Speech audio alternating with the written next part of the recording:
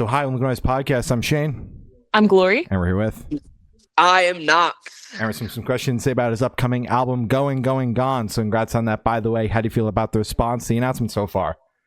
Dude, it's been pretty solid. I'm pretty excited, man. I'm absolutely terrified, in the best way. But I think it's gonna be good. Hell yeah. Well, Hell the yeah. album fucking rocks. It is incredible. You guys heard it? You guys got to bump it? Yes. Oh, yeah. I was bumping Let's it hard. go. Yeah. Let's go. What was your fave?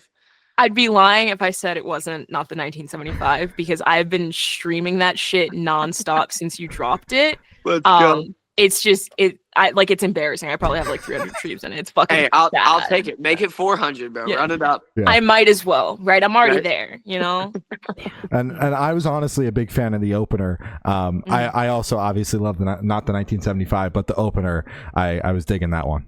Let's go. I was trying to take some people by surprise with that. I feel like I'm kind of like known as like sweet little Knox on the internet, and I was like, dude, I'm just trying to talk a little shit, dude. Yeah, Like, rough it up. Let's just see what happens. Yeah, Yeah. hell yeah. Hell Well, yeah. I think you knocked it out of the park, and it's super awesome to catch up with you now because, as we said, the last time we spoke was right around the debut EP, and Sneakers Yeah. was just starting to take off, and now it's just like it's full blown now. It's super awesome to crazy. see the growth over the past couple of years. Congratulations on everything, including Thanks. you've got a bunch of sellouts and low ticket warnings on your tour that I saw.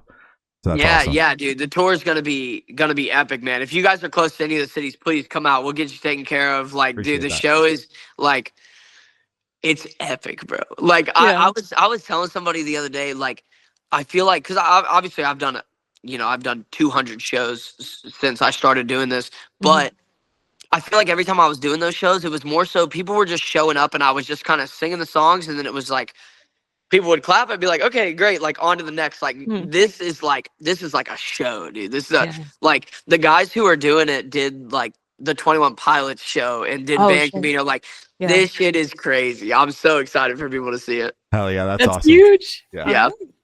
So is there any meaning behind the album title or cover art?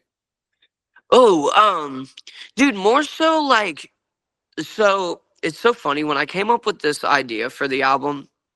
So honestly, it's really personal to me. It's like as I was making the album, I was just, I was coming up with a million ideas. And it's actually kind of crazy. I had this whole other idea for the album when I made it and wrote the songs. And then right when the album was finished, they were like, it landed, my label was like, we ran into some like legal problems because it had a name that was like stepped on some other things. It was basically like it was going to be called The Breakfast Club, right? And it was all based around the movie. But then when we like reached out to get permission to do it, they said no. So Aw. so I had this like album that I had like created this whole world for, and then they were like, no, you can't do that. So I had to kind of like I kind of had to like redo the whole thing. But then I was just thinking like with the album, like obviously I have my like first two EPs, and it just kind of hit me that I was like, man, like without those two EPs and without like going through the process of making those, and like honestly, like since those EPs, okay, I've just like lived a lot of life, I feel like, since then. And it was just kind of like those EPs led to this. Like this album wouldn't exist if I hadn't had taken the time to like make those just like seven songs. And it was like, then I coincidentally just, one of the songs was called Going, Gone. And I was like, man, it'd be sick if it was like the EPs were the going, and this is the gone. This is where it like, I really do think this is like the record that will like take it to the next level in a way, whether that's like one baby step, whether that's like, hey, whether I'm hanging out with Sabrina Carpenter at the Carpets, you know what I'm saying? Yeah. But like, wherever the next step takes me, I just felt like it was just like building blocks to that, and I just thought the title of Going, Gone, like really resonated with that. So yeah, Absolutely. I fuck with that. Hell yeah. Thanks. Any meaning behind the cover art? dude. To be honest, I just thought the Paper Planes was just like I just needed, I feel like all of my stuff has always like kind of been very visual. And I just needed something to like grasp onto it. And when I was kind of like brainstorming the ideas of like I was like, man, I just think this paper airplane, this whole vibe of like still not taking myself too seriously. Cause at the end of the day, this is all like, I don't know. I'm kind of just like an idiot. Like, I'm not some like prolific dude, you know what I mean? And so I still wanted the record, even though I think like musically it's the most mature sounding thing that I've done. I still wanted it to be like, it's still like the playful, like silly Knox that everybody is like always known. So, Yeah. Yeah. Yeah, makes sense. Oh yeah. Yeah. So can you tell us a little bit about your writing process for the album? Dude, it was crazy, to be honest with you. Like, so all the singles I did last year were like technically supposed to be on the album, but dude, I felt like this was the whole idea actually from the Breakfast Clubs. Like the reason I got that idea was because like I kind of spent the whole summer. When I say this, I love the songs that I put out last year. Okay. Like I mean it when I say that. I love them. But I felt like last year I was just making songs for other people. Like I felt like I was just making songs that I was like, oh my God, like I hope this goes viral. I hope the label likes it. I hope blah blah blah likes it. And and then I watched The Breakfast Club, and the line that the principal, I can't even remember his name right now, but he says like, you should spend a little more time or a little less time trying to impress people and a little more time trying to make something of yourself. And like I heard that, and it just lived rent free in my head for like a month. And I was like, this can't be the album. I was like, this can't be the album. I got to make this album for me. I got to make the songs that like I love. And so in like literally August, I like scrapped the whole album. Everybody was pissed. Jesus. And then I ended up, me and my buddy Spencer Jordan, who wrote almost every song on the album except for one, I think. We went to LA and we wrote like, I think we wrote 10 of the 15 songs in like 7 days. Like it was just like, and it just felt so good and it felt so natural. And I like stopped thinking about all the outside things. It was just like, I'm going to make shit that I love and that I think is awesome, because every time I've ever done that, it's gone well. And then like last year, thankfully I was having Not the 1975 do its thing, but like none of the songs last year really like did the thing, you know what I mean? And I was like, I think it's because, actually, I know it's because I'm doing this for other people. I just got to go back to doing the stuff that I love and that I think it's cool. Yeah. And that was like where it all kind of came from. Yeah, your listeners can obviously feel the authenticity, and also like for you as an artist, you only get to do your debut record once. So if you're doing it as like not to use like the cliche word of like pandering to other people, then is it really artistically you? You are 100% right. Yeah. So I'm glad that you went back to the drawing board. I'm sure it pissed everyone off on your team, but I'm glad. I'm glad you got the end result you wanted. It was bad. It was bad.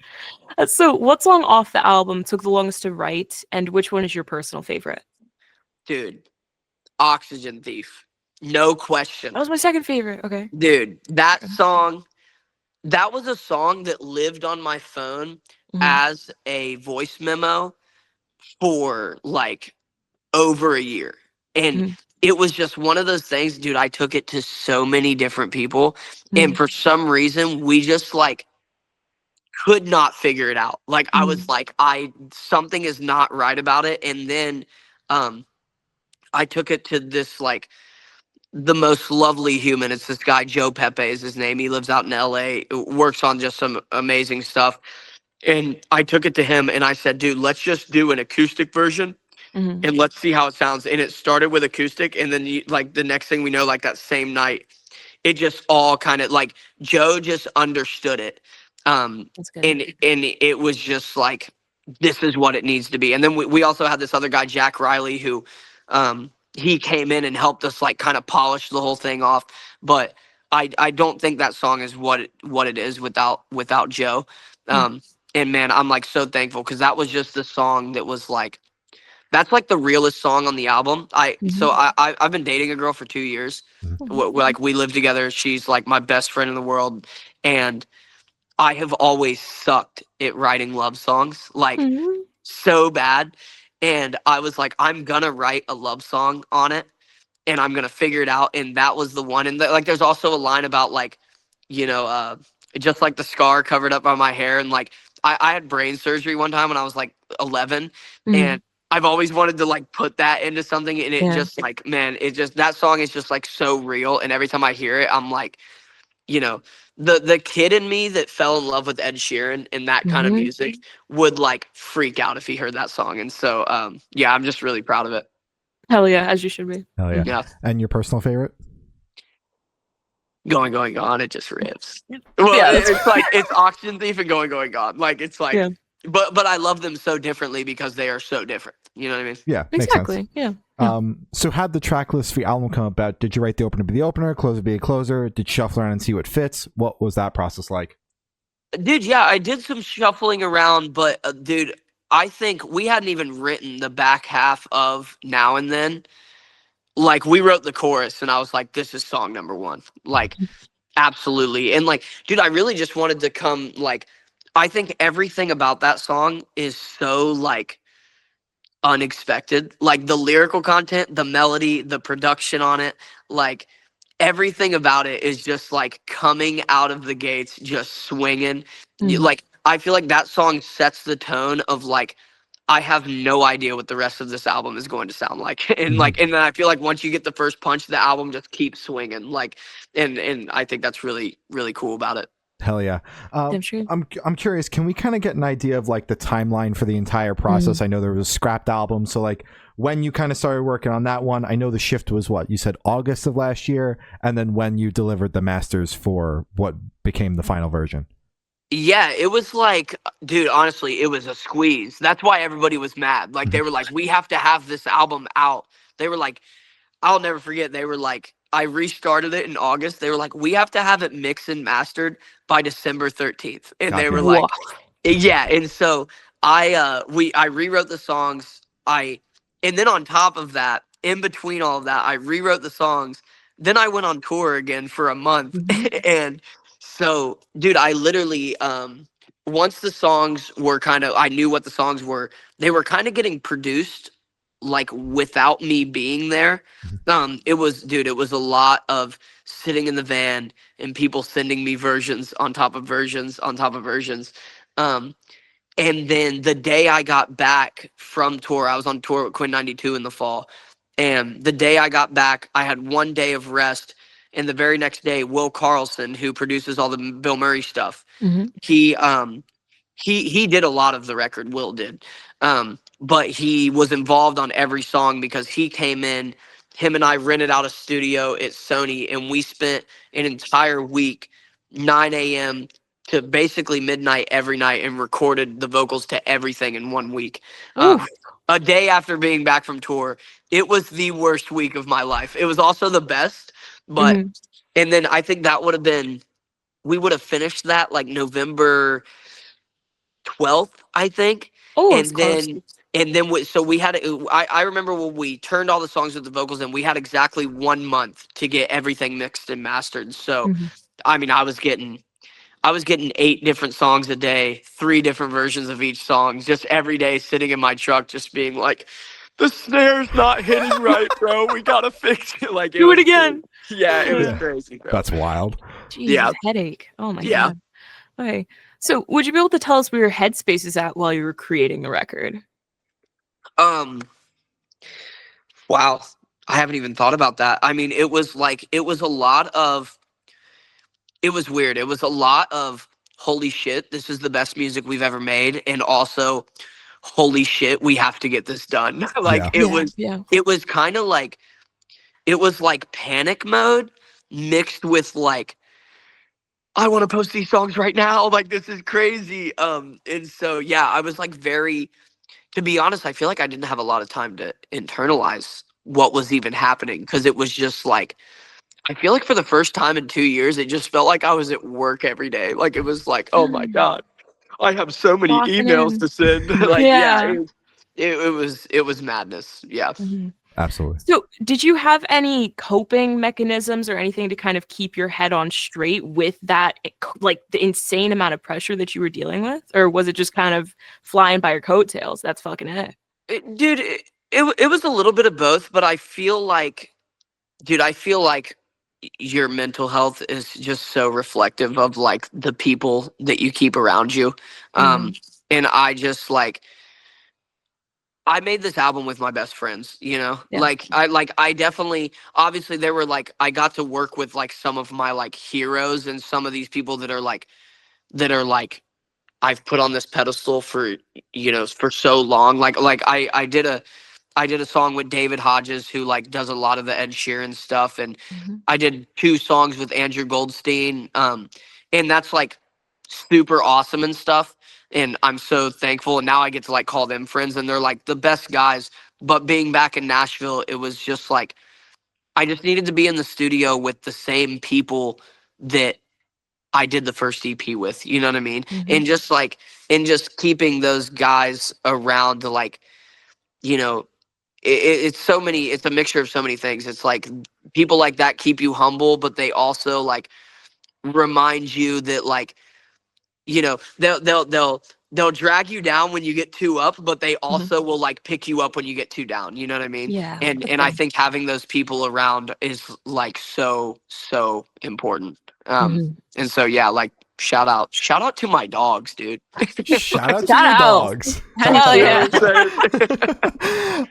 So how do you recommend your fans to listen to this album for the first time? Should you do it in the car with friends, in the dark with headphones on? Is workout album, party album? What do you personally recommend?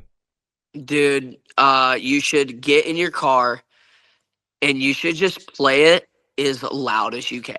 Just bump that shit. That's it. You can do it with a friend. You can do it by yourself. Like the thing about the album is there are songs that are gonna make you want to party. There are songs that are gonna like rip your heart out and make you want to cry. However you want to experience that is up to you. Just do it loudly. That's all I can say. All right. Damn straight. All right. Yep. And this one should be super, super quick off the top of your head. I want you to describe this album for new listeners in 3 words. No more, no less. Going, gone. Going. No, we will not take that. We will not take that. Cheap. Nostalgic. Okay. Oh my god, I'm kind of illiterate. Nostalgic is one. Okay.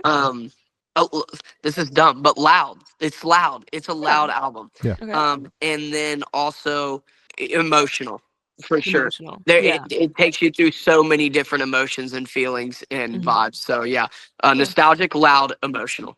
Wonderful. Hell yeah. I feel like I'm always the worst at those, dude. It's all good. You handled it like a boss, though. That shit was clean. I feel baller as hell when we ask it, but if someone asked me to describe what I just spent a few years of my life working on, I'd be like, fuck you. How's that? Yeah. So in that same train of thought, is there a certain feeling or emotion you want listeners to have while going through the album?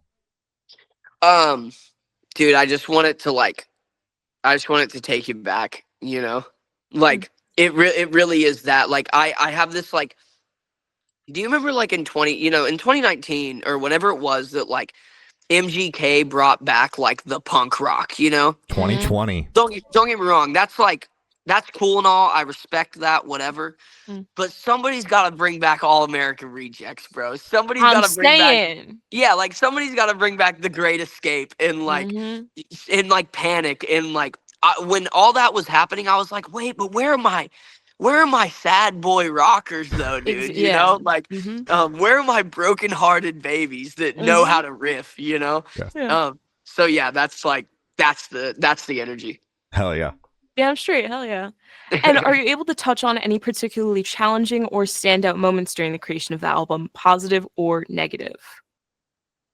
Oh, dude, just like the overthinking of everything, of just being like, dude, I feel like there's a lot of songs, like I feel like I took a lot of like lyrical chances on this record, you know, like Now and Then is a song that like it kind of comes off like I'm a total douche. But then you have like then you have other songs where it's like, you know, like Voicemail, for example, which is like I think it's a funny story about like, so like full disclosure, like that is not something that happened to me. That's something that happened to one of my friends. Okay. That I was like, this is hilarious. I want to write about it, but it can also come off like a little like, I don't know about that chorus, bro. And then also there's just like some realness in it. Like, dude, like When Some Lose Somebody is like the realest shit I've ever written in my life. And yeah, like I don't know. I feel like this is just kind of an album where I feel like you kind of get to know me a little bit more. Mm-hmm. I hope people like me. I don't know. You know what I mean? Like, Yeah. but yeah, I think, and it was just a lot of like thinking about that. Like, do I want to be this open? Do I want to be this like vulnerable in some of these songs and just like taking risks? So yeah, that was like definitely the big one. Just thinking about that a lot. That makes a ton of sense. Completely understandable. And for the last couple of questions, going to shift completely away from music. So, if you could be one animal for the rest of your life, what animal would you be and why? Dude, monkey. I want to be swinging from trees and like just monkeys just be vibing. You go to the zoo and they're just chilling, climbing stuff, Exactly. just Doing minding nothing. their business. Yeah, Hell yeah. Hell yeah. Shout out monkeys. Straight up. And if you could have lunch with any celebrity or artist, dead or alive, who would it be and why? Dude, I feel like for 2 years I've said Ed Sheeran. But soft flex guys, I met Ed one time and it was super, it was like the craziest shit of my life. Yeah. Wild. What was that like? I mean, dude, he's as cool as everybody says. He's just like, although it was so funny, I'm not gonna expose him, but I'm gonna expose him. I've only ever seen Ed like in interviews or in the public eye, so he's like, he's very put together and very, dude. Guy says fuck in like every sentence. It's the funniest thing. Me. Yeah, it's like the funniest thing. And I remember like talking to him, and I was just like, he was like kind of just broing out, and I was like, this is wild. That's awesome. But that being said, I'm not gonna go with Ed. I'm gonna go with I'm gonna go with LeBron because I'm an Ohio boy. And LeBron's an Ohio boy, and I think that LeBron has just done everything right. And so yeah, I want to pick his brain on what greatness is. Look goat. All right. Look goat. Hey, that's what I'm talking. Look goat. Come on, I know, man. Yeah, you do. Yeah, you do. Oh yeah. And for this last question, boom, you're on a desert island. You can bring one movie, one album, and one person. Who and what are you bringing? Person. Okay. Does it have to be a person? Can it be my dog? Dude, I love my dog so much. Your dog is perfect. Your dog, dude, my dog is like, holy shit, dude. I don't know if I've ever loved anything more. My dog, multiplied by Ed Sheeran, and then movie it was. I'm trying to decide between two. Dude, it's gotta be Inception, dude. I'm like I'm a diehard Chris Nolan fan, bro. And like it was between that or Interstellar, but Inception I think is just like perfect. A mind fuck, yeah. Yeah, I can watch it every time, and I'm never not like. That's the most incredible. Christopher Nolan's writing is so inspiring as a songwriter. Like, it's like the way that guy tells stories is just. I don't know how it could ever apply to one of my songs. Okay, real quick, you know his movie Tenet? Yes. Yeah. Okay. Make sure this is recorded, okay? So like nobody can take this from me. You heard it here first. Okay. I'm gonna write an album one day that's called Never Odd or Even. Okay? Never Odd or Even spelled backwards is Never Odd or Even. And I'm gonna do it to where like Tenet, to where every song has a counterpart, and whether you listen to it forward or backward, it's gonna be the same. I don't know how I'm gonna do it, but like one day I'm gonna pull it off. You heard it here first.